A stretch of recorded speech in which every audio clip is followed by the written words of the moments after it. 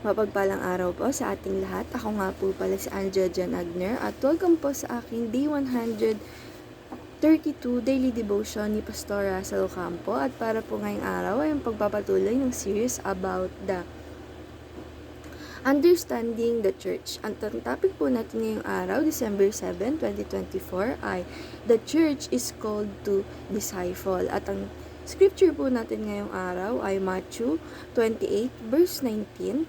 Therefore, go and make disciples all nations, baptizing them in the name of the Father, the Son, and the Holy Spirit.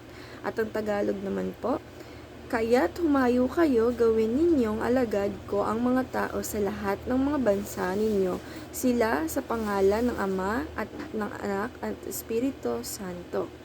Teaching number 1, the Church is mandated to disciple all ethnic groups. Sabi po dito na ang church po ay hindi lang all nation or hindi lang yung mga tao doon sa isang bansa, kundi pati na rin po yung ethnic group na meron tayo sa ating bansa. Katulad po sa Pilipinas, so ang dami-dami pong ethnic groups na nakatila talaga sa mga bundok-bundok, ganyan.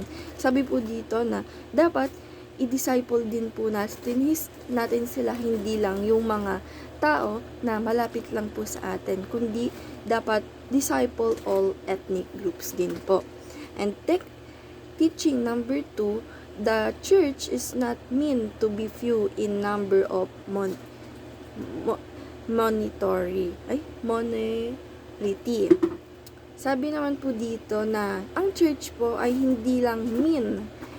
Kasi daw po sa Bible, merong mga nagsasabi parang yung pagkakaintindi nila na pwede daw pala kahit onti lang yung mga disciples. But, dapat po talaga na hindi lang tayo onti lang or hindi lang minority na few numbers lang yung disciples. But, dapat daw po, sabi nga po sa scripture na disciple all nations. Ibig sabihin po, lahat po ng bansa, lahat ng tao sa bansa na yun ay dapat na ma-disciple.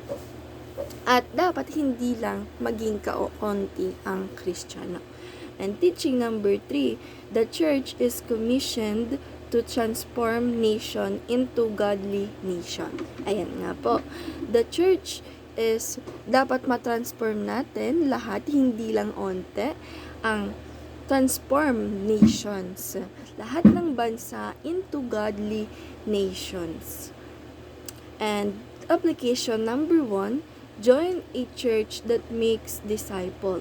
Sabi naman po dito na i-apply po natin sa sarili natin na sumali po tayo sa mga churches na nagdi-disciple ng mga tao like tayo po, yung hindi pa po tayo malapit sa God, but na-disciple po nila tayo para po mapalapit sa ating Panginoong Diyos. And application number 2, join a visionary and missionary church.